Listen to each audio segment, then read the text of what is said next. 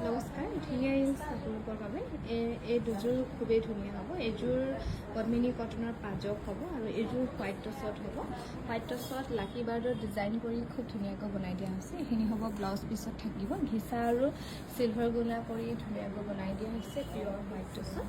বিয়াৰ কিবাকিবি অকেজন থাকিলে আপোনালোকে পাটৰ এযোৰ সলনি আপোনালোকে ধুনীয়াকৈ এনেকুৱা হোৱাইট টচ এযোৰো পিন্ধি যাব পাৰে। ইয়াতে ঘিচা আৰু চিলভাৰ গুণা কৰি দিয়া হৈছে। এখন মেখেলাখন হ'ব, ওপৰলৈকে ফুল কৰি দিয়া হৈছে আৰু দহিবোৰ এনেকৈ কৰি দিয়া হৈছে ধুনীয়াকৈ।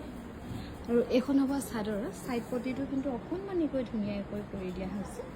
এতিয়া চাদৰখনৰ এনেকৈ লাকি বাৰ্ড ডিজাইন কৰি ধুনীয়াকৈ বনাই দিয়া হৈছে। ভাল লাগিলে স্ক্ৰীনশ্বট লৈ আমাৰ 9678284538 নম্বৰত যোগাযোগ কৰিবলৈ নাপাহৰিব। আৰু এইযোৰো পদ্মিনী কটনৰ পাজকত ধুনীয়াকৈ বনাই দিয়া হৈছে।